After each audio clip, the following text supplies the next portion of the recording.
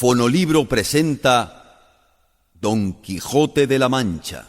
En un lugar de la Mancha, de cuyo nombre no quiero acordarme, no ha mucho tiempo vivía un hidalgo de los de lanza de astillero, adarga antigua, rocín flaco y galgo corredor. Tenía en su casa un ama que pasaba de los 40, y una sobrina que no llegaba a los 20, y un mozo de campo y plaza que ensillaba el rocín. Frisaba la edad de nuestro hidalgo los 50 años. Era de complexión recia, seco de carnes, enjuto de rostro, gran madrugador y amigo de la caza. Es pues de saber que este sobredicho hidalgo, los ratos que estaba ocioso, que eran los más del año, se daba a leer libros de caballería, con tanta afición y gusto que olvidó el ejercicio de la caza y la administración de su hacienda. Llegó a tanto su curiosidad y desatino en esto, que vendió muchas fanegas de tierra de sembradura para comprar libros de caballería, y ninguno le pareció tan bueno como los que compuso el famoso Feliciano de Silva, porque la claridad de su prosa y aquellas intrincadas razones suyas le parecían de perlas, y más cuando llegaba a leer aquellos requiebros y caretas de desafíos donde en muchas partes hallaba escrito: «La razón de la sinrazón, que a mi razón se hace la vuestra hermosura». Y también cuando leía: «Los altos cielos, que vuestra divinidad debidamente con las estrellas os fortifican y os hacen merecedora del merecimiento que merece vuestra grandeza». El pobre caballero de esta historia, con estas lecturas, iba perdiendo el juicio, desvelándose para entenderlas y entrañarles el sentido. Se enfrascó tanto en su lectura que se le secó el cerebro y perdió el juicio. Leía en los libros sobre las batallas, desafíos, heridas, requiebros, amores, tormentas y disparates imposibles. Y todo esto llenó tanto su imaginación que para él eran verdad todas aquellas invenciones que leía, que no había para él otra historia más cierta en el mundo. Alterado el juicio, se le ocurrió el más extraño pensamiento que jamás dio loco en mundo. Le pareció conveniente y necesario, tanto para su honra como para el servicio de su república, hacerse caballero andante e irse por el mundo a caballo a buscar las aventuras y ejercitarse en todo aquello que él había leído sobre los caballeros andantes que se ejercitaban, deshaciendo todo tipo de agravios y poniéndose en ocasiones en grandes peligros, donde acabando con ellos pudiese cobrar eterno nombre y fama. Limpiaré las armas que fueron de mis abuelos, las rescataré de los siglos que han sido olvidadas. Ya tengo a mi rocín y siendo mío, de caballero tan famoso debe tener un nombre. Así conviene a la nueva orden y ejercicio que ya profeso. Y se fue a ver a su rocín, carente de buena estampa, pero que a él le pareció que ni el bucéfalo de Alejandro, ni el babieca del Cid se le podían igualar. Tú te llamas Rocinante, un nombre sonoro y muy significativo. Ahora solo me queda ponerme un nombre a gusto.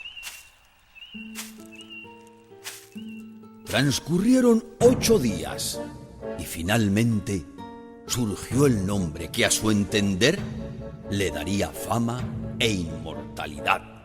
Don Quijote. Don Quijote de la Mancha.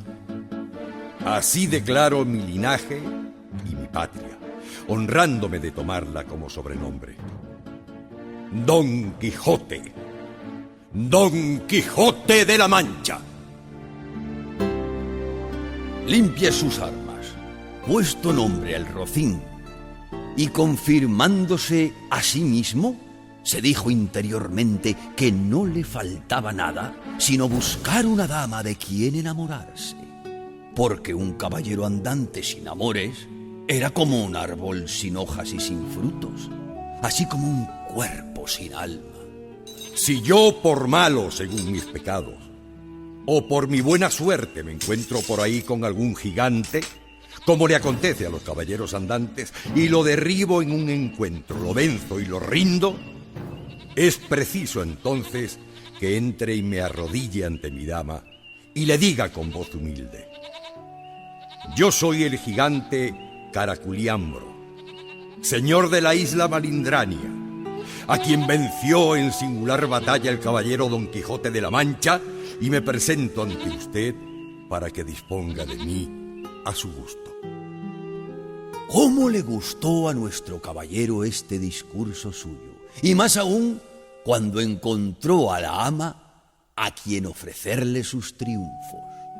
Se trataba de una moza labradora de buen parecer, vecina del lugar, de quien él estuvo enamorado, aun cuando ella jamás lo supo, ni se dio cuenta de ello. Esta labradora atendía el nombre de Aldonza Lorenzo, a quien él le pareció bien darle el título de señora de sus pensamientos, y buscándole un nombre que no desdijese mucho del suyo y que se encaminase al de la princesa y gran señora, vino a llamarla Dulcinea del Toboso, porque era natural del Toboso, un nombre que al parecer le parecía de musical y peregrino significado, como todos los demás que a él y a sus cosas había puesto. Confesándose caballero, pensaba que el mundo reclamaba su tardanza. Así eran de insostenibles los agravios que pensaba deshacer, los entuertos que enderezar, las sinrazones que enmendar, los abusos que mejorar y las deudas que satisfacer.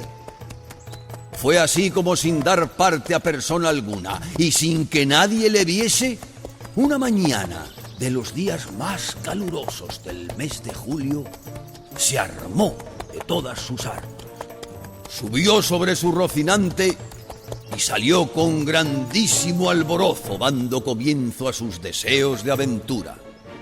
Apenas se vio en el campo, le saltó un pensamiento terrible, tanto que por poco deja la recién comenzada empresa, y fue porque le vino a la memoria que no era aún armado caballero y por tanto, conforme a la ley, no podía ni debía tomar armas con ningún caballero, que había de llevar armas blancas como novel caballero, sin empresa en el escudo, hasta que por su esfuerzo la ganase.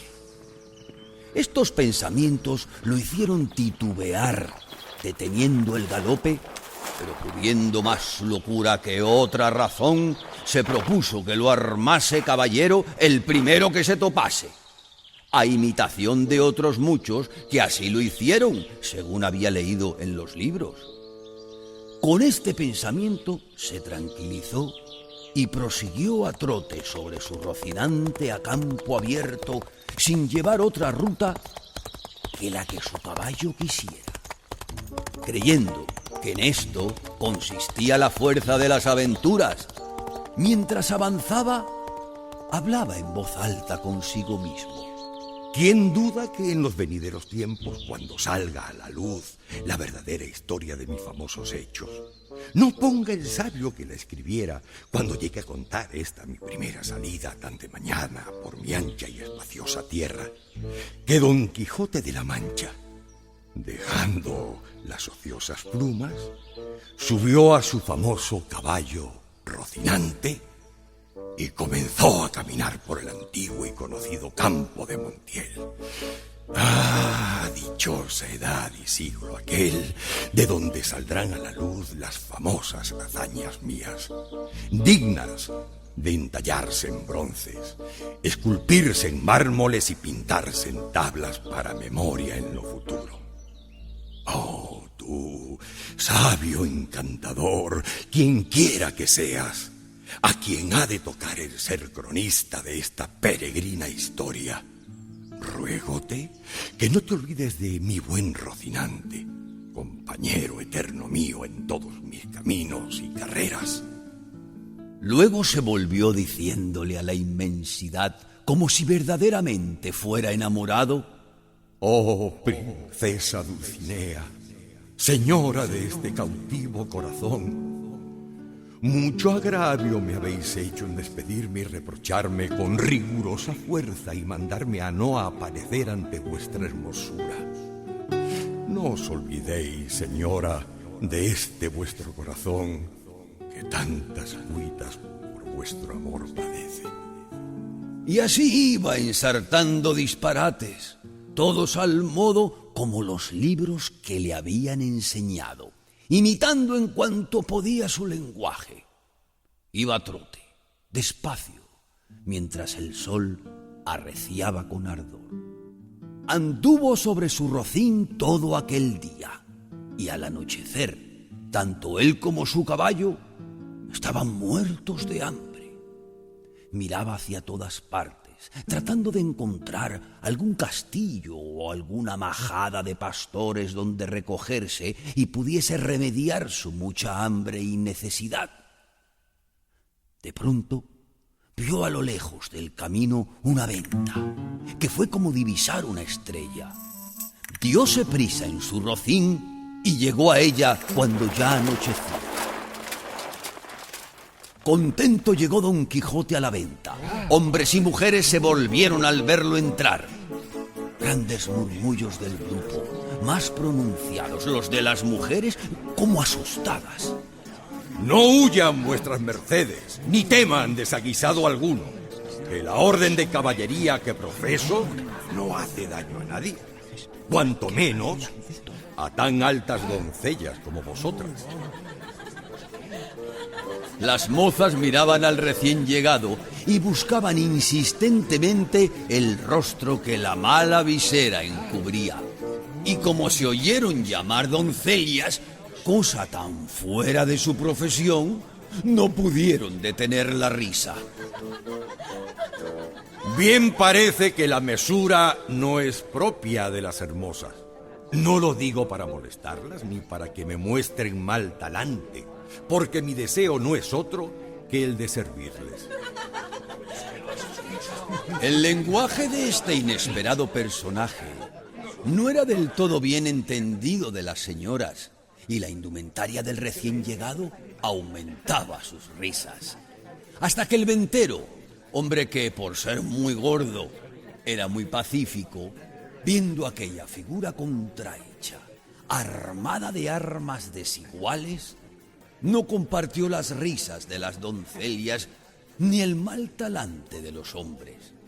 Determinó hablarle y se le acercó. Si vuestra merced, señor caballero, busca posada, amén del lecho, porque en esta venta no hay ninguno, todo lo demás lo encontrará usted en abundancia. Para mí, señor castellano, cualquiera cosa basta, porque mis arreos son las armas y mi descanso es pelear. En ese caso, las camas de vuestra merced serán duras peñas y su dormir siempre velar. Siendo así, se puede quedar con la seguridad de hallar en esta choza ocasión y ocasiones para no dormir en todo un año, menos en una noche. Déjeme agarrarle el estribo para que se apee. Tenga usted mucho cuidado con mi caballo, porque es la mejor pieza de su especie. Le tendré buen ojo. Y ustedes, doncellas, atended bien al caballero, que yo regreso al momento para atender a vuestra merced. Cuando el ventero regresó, encontró al grupo departiendo amigablemente, y las doncellas estaban desarmando a Don Quijote, a quien ya habían liberado del peto y el espaldar de la armadura. Nunca fuera caballero de damas tan bien servido, como fuera Don Quijote cuando de su aldea vino. Doncellas juraban de él, princesas de su rocino. Rocinante, señoras mías, es el nombre de mi caballo, y Don Quijote de la Mancha, el mío. Tiempo vendrá en que vuestras señorías me manden y yo obedezca, y el valor de mi brazo descubra el deseo que tengo de serviros.